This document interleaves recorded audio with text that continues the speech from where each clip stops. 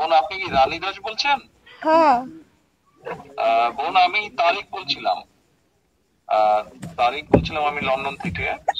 আহ, আপনার ঘটনাটা তো সারা দেশের মানুষ দেখেছে এবং কম বেশি সকল মানুষ জানে। আমি আপনাকে আপনার সাথে কথা বলতেছিলাম শুধু এতটুকু বলার জন্য যে আপনারা এই বাংলাদেশেরই মানুষ, এবং আপনাদের সাথে যে অন্যায় হয়েছে বা আপনাদের প্রতি যে অন্যায় হয়েছে, আমাদের দল আপনার পরিবারের পাশে, আপনার পাশে থাকবে। আমরা যতটুকু সম্ভব আপনারা যাতে ন্যায় বিচার পান, আমাদের দলের পক্ষ থেকে আমরা সেই সর্বোচ্চ চেষ্টা করব। এই মুহূর্তে বোন এতটুকুই বলার জন্য আপনাকে আমি আপনার সাথে কথা বলতে ছিলাম। আপনাদের যদি আর কোন রকমের সহযোগিতা প্রয়োজন হয়, আমাদের এখানে যে আমান গিয়েছে, আমাদের ছাত্র দলের সাংগঠনিক সম্পাদক, ও আপনারই এলাকার সন্তান। আপনি যদি ওকে বলেন আপনাদের কোনো কি কি সহযোগিতা প্রয়োজন, আমরা চেষ্টা করব যতটুকু পারি আমাদের অবস্থান থেকে আপনার পাশে দাঁড়ানোর জন্য। আপনি আপনি আপনি ভয় পাবেন না, দেশের মানুষ আপনার পাশে আছে, বিএনপি আপনার পাশে আছে, ভয় পাবেন না আপনি। তাই আমার স্বামী তো, আমার মেয়ের ধর্ষণের বিচার চাইতে যাই আমার স্বামী তো মার্ডার হয়ে গেছে। আর আমার এই 3টে সন্তান নিয়ে আমি কি করব? আমার তো কোনো নিরাপত্তা নেই। আমার পাশে আমি কিভাবে খাবো, কি করব? আমার তো সেরকম কিছু নাই। আমার আয় রোজগারের মানুষই আমার মাঝে ফেলাইছে। এখন আমি কি করব? আমি আমার নেতৃবৃন্দকে বলেছি, আমার নেতৃবৃন্দ ওখানে যাচ্ছে, আমান ওখানে আছে।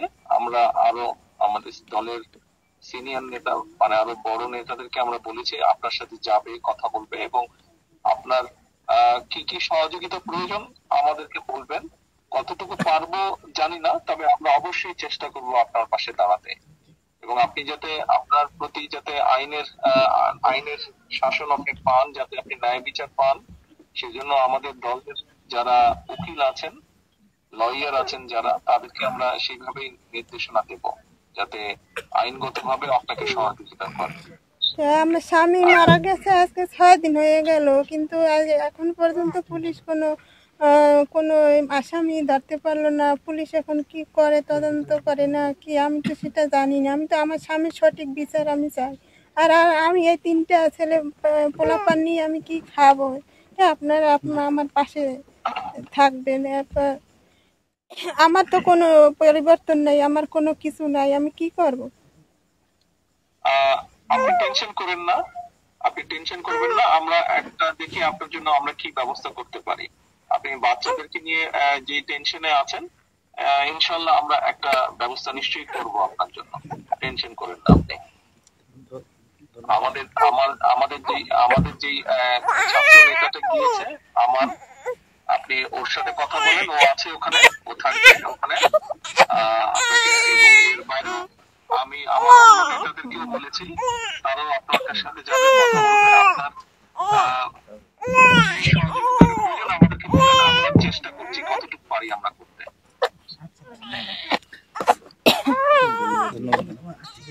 স্যার উনি আমরা এখানে আছি স্যার। জি স্যার, জি আপনাকে সবাই ধন্যবাদ জানিয়েছেন। ধন্যবাদ মানব। আসামিদের ব্যাপারে, যারা পুলিশ কেসের ব্যাপারে, আমি আমাদের আইনজীবী ফোরামের কেন্দ্রীয় আইনজীবী ফোরামকে আমি নির্দেশনা দিচ্ছি, তারা ওখানে ব্যবস্থা নেবে। হ্যাঁ, ওনাকে বলো টেনশন না করতে, টেনশন না করতে। আর উনি ওই যে ওনার বাচ্চাদের কথা বলেছে কিভাবে চলবে, তুমি ওনার সাথে কথা বলো। আমি মনীষাকে আমাদের বরিশালে গিয়ে দেখা করতে। বরগুনার এখানে আমাদের একজন বোন, সে পাশবিক নির্যাতনের শিকার হয়েছে, এবং সেই তথ্যটি যখন আমাদের বিএনপির ভারপ্রাপ্ত চেয়ারম্যান মহোদয়, বাংলাদেশের গণমানুষের নেতা জনাব তারেক রহমানের কাছে গিয়েছে তথ্যটি, উনি সাথে সাথে মানে দলের একজন কর্মী হিসাবে, উনি যেহেতু আমার গ্রামের বাড়ি বরগুনা এবং আমি ছাত্র দলের কেন্দ্রীয় কমিটির সাংগঠনিক সম্পাদক, উনি বলেছেন যে তুমি বিষয়টি দেখো কি অবস্থা।